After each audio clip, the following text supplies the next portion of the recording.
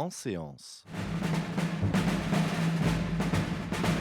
Une retransmission proposée par Canal Académie.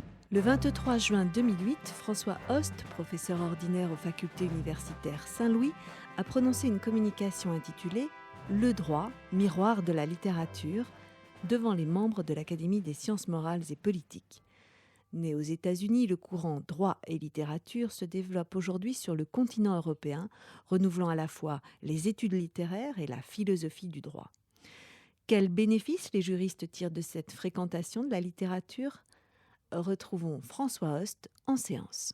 Monsieur le Président, Monsieur le Chancelier, Monsieur le Secrétaire perpétuel, Mesdames et Messieurs les académiciens, académiciennes, c'est évidemment un très grand honneur pour moi d'être convié à prendre la parole parmi vous, cette auguste assemblée. Et je remercie tout particulièrement le Président François Théré de son invitation. Cette causerie est aussi pour moi l'occasion de vous apporter le salut confraternel de l'Académie royale des sciences, lettres et beaux-arts de Belgique, à laquelle j'ai l'honneur de participer, de prendre part depuis 4 ans. Le sujet de ma causerie d'aujourd'hui porte sur les liens, les relations qui se tissent entre le droit et la littérature. Et, avec un clin d'œil au passage, j'ai intitulé cette réflexion « Droit et littérature, des liaisons dangereuses ?» point d'interrogation, évidemment. Alors, il se fait que j'avais préparé une première conférence pour laquelle vous avez un texte écrit qui a été communiqué, mais dans l'intervalle, j'ai pris connaissance, par les miracles de l'Internet, de la conférence de M. Alain Gérard Slama et de la discussion très intéressante qui a suivi. Et je me suis rendu compte, j'ai pu lire vos questions, que certains points étaient peut-être restés dans l'ombre, plus particulièrement celui-ci, la question des liens, mais aussi des différences qui se tissent finalement entre ces deux domaines, ces deux formes d'imaginaire qu'on voudrait rapprocher, le droit et la littérature. Aussi bien ai-je décidé, un peu en dernière minute, finalement, de concentrer mes réflexions d'aujourd'hui exclusivement sur ce thème, laissant peut-être à la discussion de tout à l'heure l'occasion d'approfondir d'autres questions, mais donc, finalement, qu'est-ce qui distingue et qu'est-ce qui relie aussi, sinon il n'y aurait pas de raison de les associer, ces deux formes de l'imaginaire. Et je mettrai ces réflexions sous les auspices de Platon, parce que Platon, à plusieurs reprises dans son œuvre, met en scène précisément un dialogue imaginaire entre les juristes d'un côté, les gardiens de la cité idéale, dont il dresse les plans, et les tragédiens et les poètes de l'autre. Alors c'est une affaire qui commence mal, sous la forme d'un bannissement. Ils sont ramenés à la frontière, si j'ose dire, au motif que ces tragédiens et ces poètes ne sont pas des gens sérieux, au motif que leur art est corrupteur, qu'ils mélangent le vrai et le faux, pire encore, le bien et le mal, et que finalement la littérature a commerce avec les parties basses de l'âme, celles du sensible et du plaisir.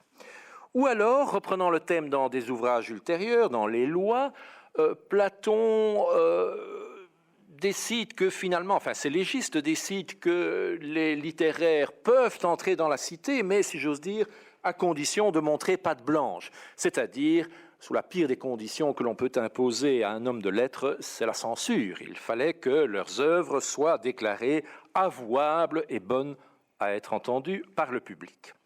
Donc c'est une affaire qui commence mal. Exclusion, pas de rapport entre droit et littérature. Et pourtant, coup de théâtre, c'est le cas de le dire, si on poursuit quelque peu la lecture, les choses s'inversent et voilà que nos légistes s'adressent cette fois avec respect à ces hommes de lettres comme aux meilleurs des étrangers et cette fois leur font un aveu d'importance, c'est qu'eux-mêmes, les constituants, les codificateurs, les légistes, eux-mêmes sont précisément attelés à la rédaction d'une tragédie, d'une œuvre littéraire, la meilleure et la plus excellente qui soit. Autrement dit, on comprend peut-être mieux l'exclusion de tout à l'heure, qui procède peut-être moins d'une dévalorisation que d'une sorte de jalousie professionnelle, les uns et les autres travaillant sur le même terrain de l'imaginaire politique. Voilà sans doute des auspices éminents, mais qui renforcent notre perplexité sur cette ambivalence des liens qui se tissent entre droit et littérature. Cette réflexion, nous devrons la mener, je dirais, contre Platon lorsqu'il s'agit d'exclure, ou pire encore, de censurer les littéraires. En revanche, c'est résolument avec lui et derrière lui qu'il faut réfléchir lorsque l'on pense, ce qui est mon opinion, qu'au fondement de nos constitutions, de nos traités, de nos codes, préside un imaginaire fondateur, un roman politique auquel la littérature contribue grandement. Mais donc, il faut se garder d'assimilation hâtive, notamment comme elles sont trop souvent pratiquées dans le courant Law and Literature aux États-Unis, où l'on finit par présenter le droit comme une pièce de littérature. Donc, il faut ne pas aller trop vite en besogne, mesurer les identités sans doute, mais également les différences. Pour tout dire, c'est d'une dialectique, me semble-t-il, qu'il faut parler lorsque l'on traite des rapports entre droit et littérature.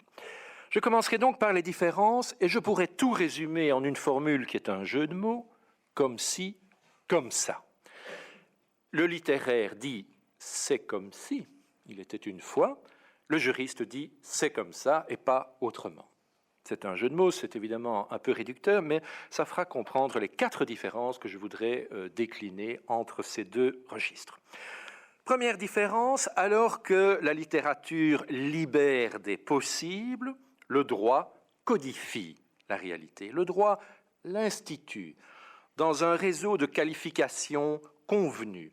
Il enserre ce réel mouvant, complexe, multiple, chatoyant. Il l'enserre dans des statuts avec leurs droits et leurs devoirs.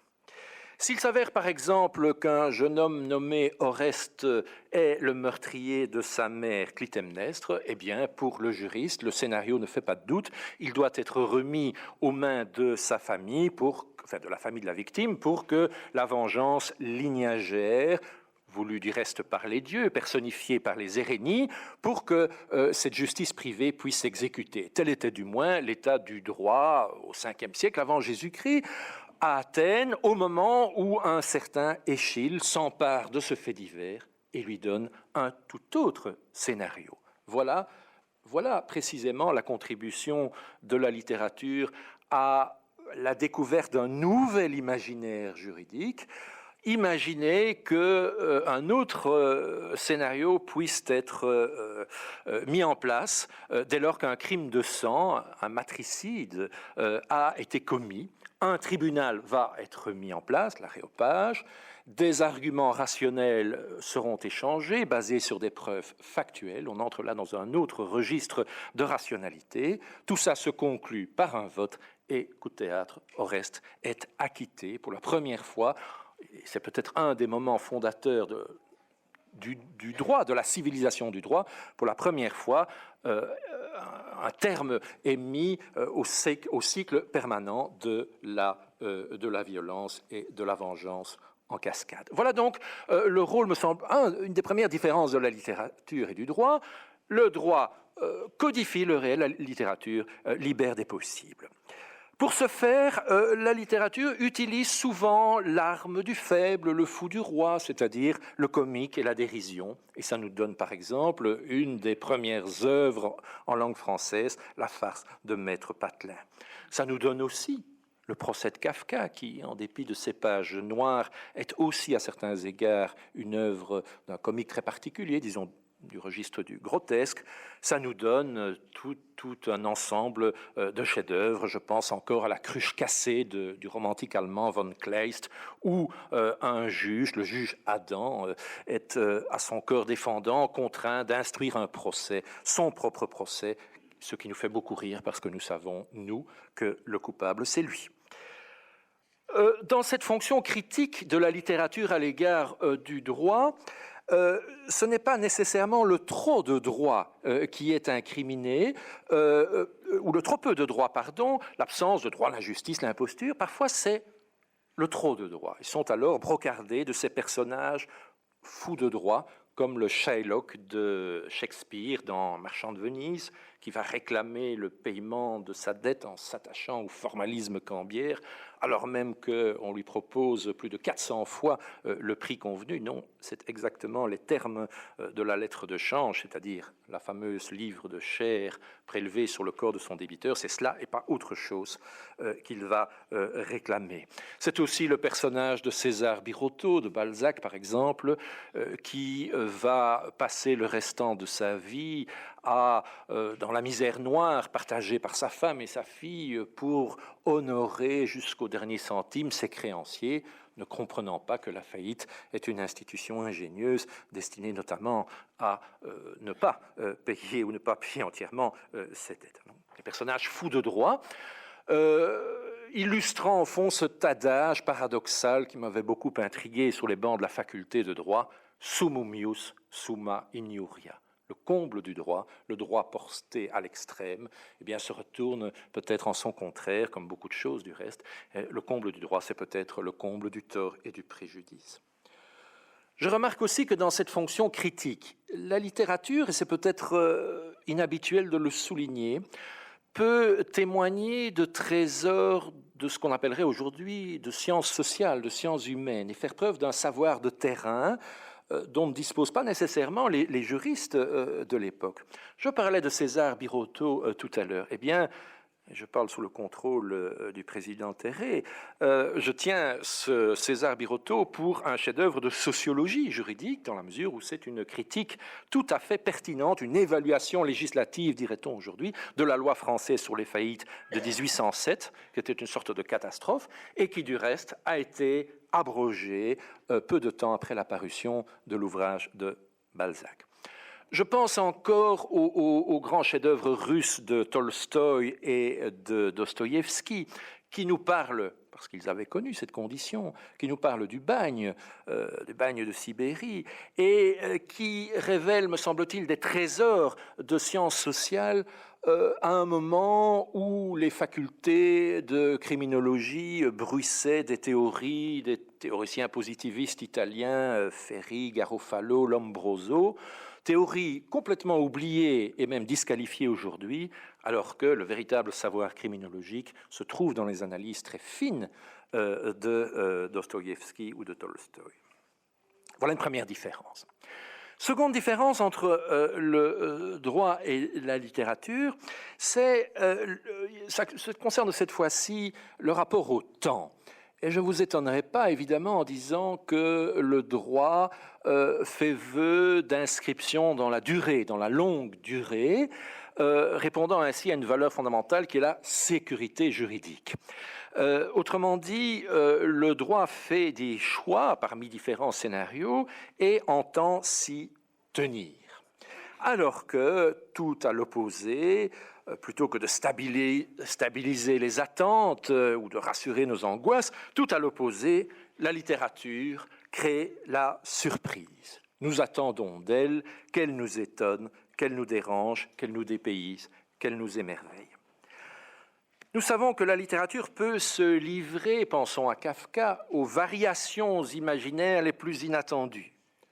Comme le disait le regretté Paul Ricoeur, la littérature est un véritable laboratoire expérimental de l'humain. Elle peut se permettre des passages à la limite les plus radicaux qui vont ouvrir la porte à ce qui est peut-être à mes yeux le plus précieux, c'est sa fonction heuristique. Elle nous fait voir les choses avec d'autres yeux dès lors qu'elle nous invite à passer de l'autre côté du miroir, comme Alice par exemple.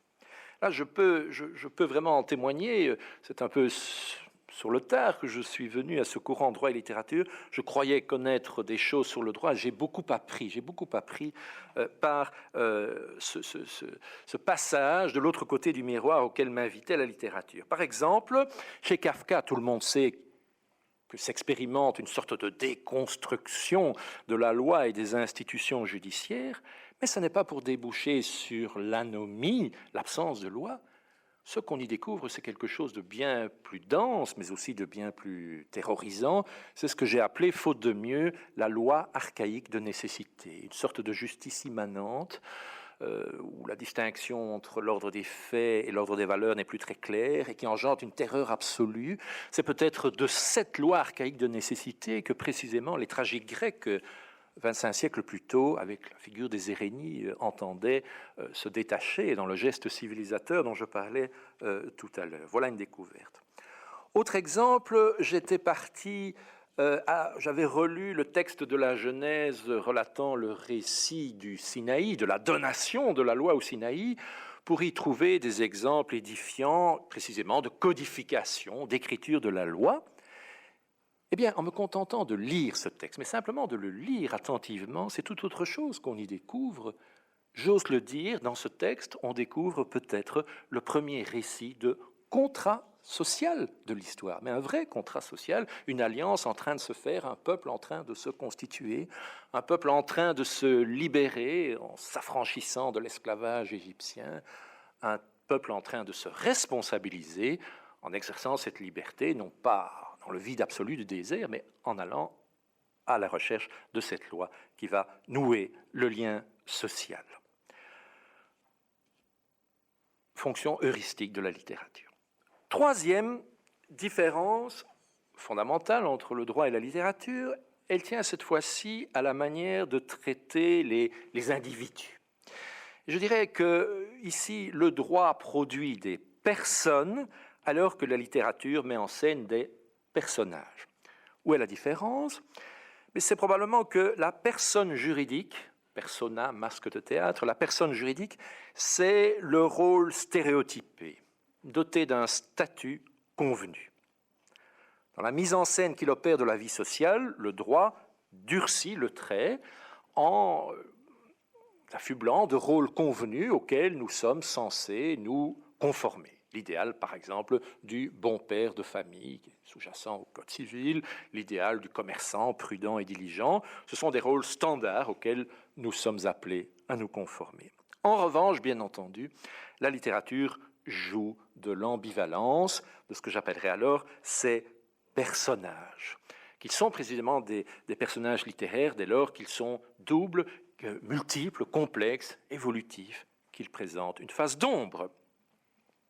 Le docteur Faust, par exemple, qui est tantôt le pêcheur damné, tantôt l'entrepreneur prométhéen que Goethe sauvera, avec la figure du contrat qui est à la base de l'histoire, le contrat qui peut à la fois aliéner et libérer.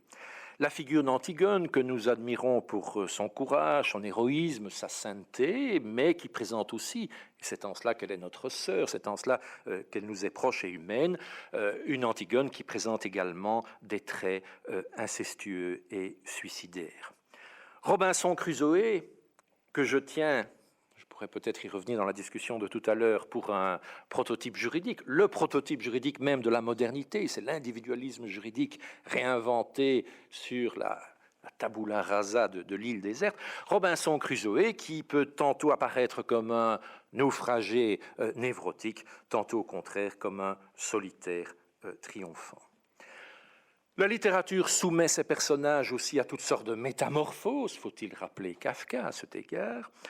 La littérature aussi ressuscite ces personnages ou les fait revenir à intervalles réguliers. Balzac encore dans sa Comédie humaine. La littérature qui peut se permettre des permutations de positions, c'est le traitement amusant auquel Michel Tournier soumet justement le mythe de Robinson Crusoe en faisant s'échanger les personnages de Robinson et de Vendredi. La littérature qui joue aussi sur les variations de grandeur des personnages qui sont tantôt surdimensionnés, tantôt sous-dimensionnés selon le rôle qu'ils sont appelés à jouer. En termes philosophiques, on pourrait exprimer cette polarité en distinguant deux formes d'identité, à la suite de Paul Ricoeur encore, qui distinguait l'identité idem, qui répond à la question « que suis-je » et à laquelle on répond par des traits objectifs, ceux de l'état civil, j'ai tel âge, je suis de sexe masculin, de telle nationalité par exemple, un ensemble de traits objectifs, extérieurs. Et puis de l'autre côté, l'identité ipsée qui répond à la question « qui suis-je » et qui renvoie au personnage que j'essaye d'être et qui ne correspond pas nécessairement aux traits de l'état civil ou à des contraintes extérieures. La littérature s'y emploie évidemment à jouer des jeux de miroir entre ces deux formes d'identité. Quatrième différence entre le droit et la littérature. Le droit se meut dans le registre de la généralité et de l'abstraction. C'est même ce qu'on apprend aux étudiants de droit en première année. À juste titre, on leur dit que la loi est générale et abstraite. Alors que, bien entendu, la littérature se déploie dans le domaine du particulier et du concret, le domaine du singulier. J'aime bien ce mot de singulier puisqu'il renvoie à la fois à l'idée de bizarre et l'idée de particularité. Donc de nouveau, nous retrouvons cette idée d'un droit général et abstrait avec ces formules magnifiques du Code civil. Tout fait de l'homme qui cause à autrui un dommage oblige celui par la faute duquel il est arrivé à le réparer. Article 1382 du Code civil français et belge. Et à côté de ça, la littérature nous raconte des histoires abracadabrantes tout à fait particulières dans lesquelles pourtant, et voilà le coup de force, nous nous reconnaissons. André Gide a pu dire de Franz Kafka, qui nous raconte ces histoires tout à fait particulières d'un individu qui se réveille dans la peau, si j'ose dire, dans la carapace d'un cancrelat un beau matin. André Gide a pu dire « Comment ne pas se dire sans cesse, cet homme traqué, c'est moi ». Là aussi, on peut généraliser du point de vue philosophique. Ça m'a beaucoup préoccupé. C'est une véritable révolution copernicienne. Du point de vue philosophique, on peut dire que au fond, la littérature explore l'universel par le biais du particulier ou par le biais du singulier.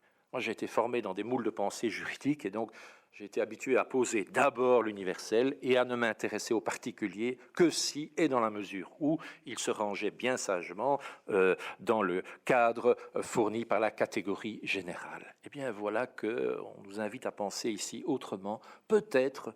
Le particulier est-il l'occasion d'enrichir, d'élargir, d'étoffer, d'inventer, pourquoi pas, une nouvelle forme d'universel? C'est le jugement réfléchissant de Kant. Il me reste, si j'ai bien suivi la montre, 10 à 15 minutes. C'est bien ce dont j'aurai besoin pour explorer l'autre versant de cette réflexion, c'est-à-dire les points communs entre le droit et la littérature, sinon nous ne comprendrions pas la jalousie professionnelle des légistes de Platon de tout à l'heure, et sinon on ne comprendrait pas non plus la copule et qui relie droit et littérature. Nous pourrions nous séparer ici en nous disant que droit et littérature sont deux domaines très intéressants, mais que décidément ils n'ont rien à se dire, et j'aurais évidemment manqué mon propos, puisque je suis aussi tout à fait convaincu qu'ils sont amenés à se croiser, et précisément des moments importants. Mon argumentation va consister ici à jouer à front renversé, si j'ose dire, et à soutenir que si, bien entendu, c'est ce que je disais tout à l'heure, le droit travaille plutôt du côté des formes instituées, alors que la littérature se fait entendre du côté des forces instituantes, je veux dire du mouvement, de la vie, des forces sociales en mouvement, eh bien il n'en va pas nécessairement toujours ainsi et qu'on peut parfaitement imaginer d'inverser les positions. Donc cela implique d'argumenter sur les deux fronts, d'abord sur le terrain du droit. Les juristes savent bien, et comme ils sont les gardiens du temple, ils le savent peut-être mieux que les laïcs de l'extérieur, les juristes savent bien que derrière ce fleuve apparemment tranquille du droit, des constitutions, bouillonnent les forces vives de la vie sociale, que le droit, que la loi n'est jamais que la résultante, fragile et éphémère, toujours soumise à interprétation. La loi n'est jamais que la résultante de forces sociales en conflit, d'idées de droit, pour parler comme Georges Burdeau, d'idées de droit en conflit.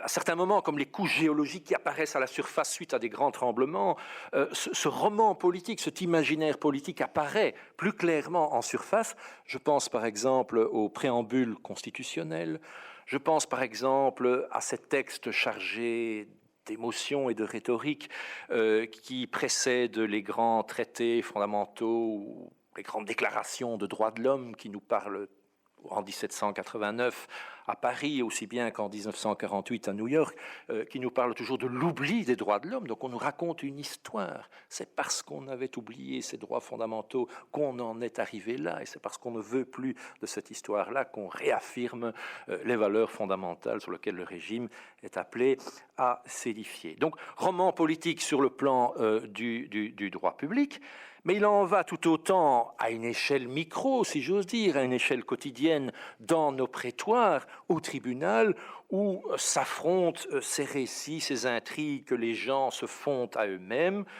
Et on peut dire que, d'une certaine façon, la décision du juge est un mini-récit à mi-chemin entre l'histoire parajudiciaire que les parties auraient bien voulu se raconter à elles-mêmes et le scénario officiel représenté par le Code. Et bien souvent, ce récit judiciaire est l'antichambre d'une refonte de la loi, le banc d'essai, le laboratoire expérimental d'un droit qui est en réalité toujours en mouvement. À l'inverse, je plaide maintenant sur l'autre volet, il faut montrer que la littérature est peut-être aussi à son heure du côté de ce que j'ai appelé les formes instituées. On peut le montrer sur différents plans. Tout d'abord, au plan politique, sans s'engager nécessairement sur le terrain, encore que ce serait intéressant, de la responsabilité politique de l'écrivain, on peut montrer qu'il y a des moments dans l'histoire où la littérature joue de toute évidence un rôle politique. Je pense par exemple à la tragédie grecque, qui était politique à tous égards. D'abord parce qu'elle correspondait au fait de Dionysos, un congé auquel tous les citoyens, dont profitaient tous les citoyens athéniens, ils avaient l'obligation d'assister à cette espèce de grand messe civique qu'étaient les représentations tragiques. Du reste, souvent, ils passaient de l'autre côté de la scène et par centaines, ils participaient au chœur tragique. Donc, c'est une sorte de miroir que la cité se tendait à elle-même, d'autant plus que les thèmes traités dans la tragédie sont très souvent des questions politiques que les Athéniens se posaient à eux-mêmes à un moment où ils faisaient cette expérience inouïe, inédite à l'échelle de l'histoire. C'est quelque chose sans anachronisme, comme l'invention de la démocratie. Ça pose des tas de questions inédites. Par exemple, où passe la limite du permis et de l'interdit? Qu'est-ce qui est encore du ressort du religieux? C'est la question d'Antigone. Qu'est-ce qui est encore du ressort du religieux? Qu'est-ce qui est désormais du ressort de l'État? Ce sont, nous en convenons, des questions fondamentales qui sont traitées par ce registre éminemment politique qu'est la tragédie. Le récit biblique aussi a joué pour l'histoire du peuple juif le rôle, on le sait bien, c'est le peuple du livre, le rôle vraiment de ciment national. Et les exemples sont innombrables. Parfois, la politique s'entend dans un sens plus partisan, plus ponctuel. Je pense à Louis XIV qui commandait à Racine en 1667 une pièce de théâtre destinée à brocarder ces magistrats qui ne voulaient pas de son code Louis, qu'il avait fait adopter l'année précédente et qui entendait modifier profondément le cours de la jurisprudence. Semble-t-il, les magistrats se faisaient tirer l'oreille et Louis XIV demande à Racine d'écrire en quelques semaines cette pièce donc connue sous le nom des Plaideurs, qui est du reste une sorte de reprise des Guêpes d'Aristophane. Deuxième illustration du fait que la littérature peut se situer sur le terrain des formes instituées, c'est le domaine du style. Alors, je sais bien que le style, c'est l'homme ou la femme. Je sais bien qu'une grande œuvre littéraire se marque précisément par sa capacité de rupture par rapport au genre convenu, par rapport au style. Bien entendu, on ne fait pas de la poésie de la même façon avant et après Mallarmé ou Rimbaud. Néanmoins, nous les comprenons, aussi novateurs soient-ils.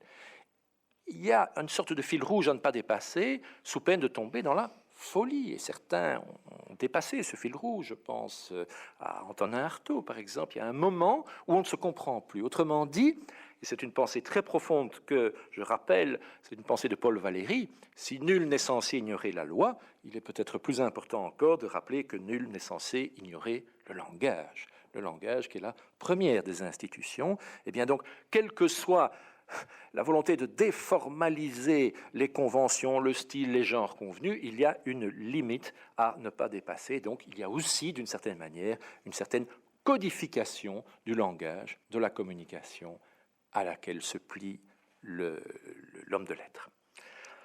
Troisième pierre de touche de mon argumentation, c'est le rapport à la morale. Alors ici aussi, je n'ai pas la partie facile parce qu'il n'y a rien de pire en effet qu'une littérature moralisante, prêchi-prêcha, et très souvent au contraire, la bonne littérature dénonce notre tartufferie, notre bonne conscience, nos impostures morales, et donc généralement la littérature exerce une fonction critique à l'égard des valeurs dominantes. Mais réfléchissons et reconnaissons-le, cette critique elle-même, très souvent, est nourrie par un idéal supérieur, finalement. La littérature nous rappelle à nos valeurs fondamentales. Un nom qu'il faut sans doute citer ici, c'est celui de Camus, qui a travaillé toute sa vie sur des thèmes relatifs à la justice, qui était très sévère à l'égard de la justice instituée, institutionnelle de son pays, mais c'était bien entendu en vue de promouvoir ou de rappeler les exigences de la justice avec un grand J, la vertu morale. Donc là aussi, on ne peut pas nier une portée éthique à la littérature. Enfin, dernier point de chute, avant un mot de conclusion, et j'espère ainsi rester dans le délai qui m'est imparti. Dernier point de chute, c'est que de temps à autre, il y a une obligation de raconter qui est faite à la communauté. Certains textes sont destinés à être repris, à être racontés. Je pense par exemple, puisque je parlais de la Bible, et en dehors même des questions liturgiques, situées ici sur un plan politique, il y a obligation de reprendre régulièrement ce récit qui est réellement le récit fondateur d'un peuple. À Athènes, je le disais, il y a obligation chaque année de participer aux fêtes de Dionysos et à cette cérémonie civique, la représentation des pièces tragiques. Dans un registre différent, le registre pédagogique, je peux rappeler que Jean-Jacques Rousseau, dans son grand livre de pédagogie, l'Émile, recommandait de donner à son pupille le Robinson Crusoé dont je parlais tout à l'heure, et ce livre devait être l'unique qui allait faire son éducation et son édification, qu'il devait le relire régulièrement. Donc là, ce n'est plus la littérature qui se saisit de la norme, c'est la norme qui se saisit de la littérature. Il y a obligation de raconter. Les conditions de l'énonciation, comme on dit de façon un peu pédante, les conditions de l'énonciation rejaillissent sur l'énoncé lui-même. La reprise par la communauté du texte fait partie de l'histoire du texte lui-même. Et je dirais, pour certains chefs-d'œuvre qui s'élèvent alors à la hauteur de grands mythes fondateurs, cette obligation va plus loin encore. Il ne s'agit plus seulement de raconter ce texte fondateur, mais de le réécrire.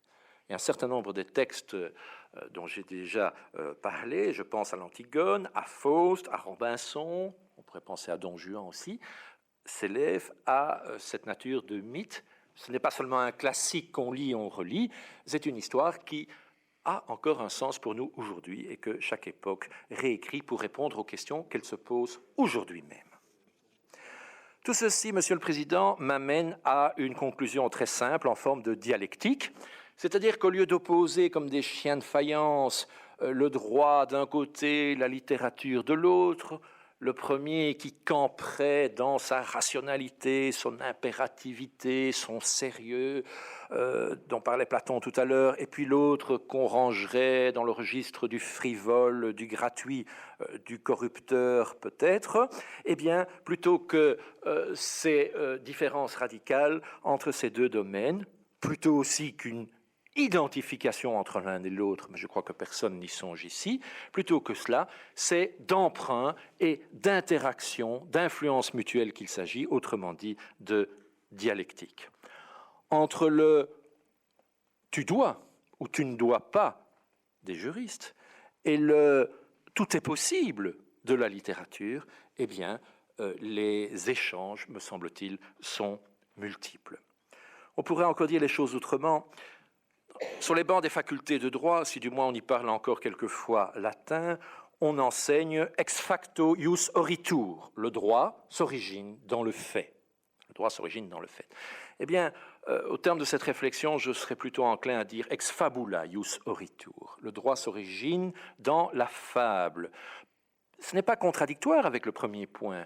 Ce n'est pas contradictoire parce que des faits bruts, je ne sais pas ce que c'est. Il n'y a pas de faits bruts, il n'y a que des faits interprétés, des faits racontés, des faits valorisés. Et voilà le terreau à partir duquel le droit élabore ses scénarios. Ex fabula ius oritur. Et ça me permet de conclure finalement que les littérateurs ne devraient être ni rejetés, ni soumis à censure, ni non plus comblés d'honneur, parce qu'alors ils cessent de réfléchir, mais il faudrait dire que leur trajet, je veux dire le trajet des littéraires d'un côté et ceux des juristes de l'autre, eh bien, doivent être amenés, au moins dans les moments importants de nos vies individuelles et de nos vies collectives, doivent être amenés à se croiser. Je terminerai par un dernier mot en forme de clin d'œil. Je l'emprunte au grand lexicographe, auteur du Robert, enfin, animateur de cette grande entreprise qu'est le Robert, M. Alain Rey, qui disait de la langue française avec beaucoup d'humour qu'elle n'était ni pure ni soumise.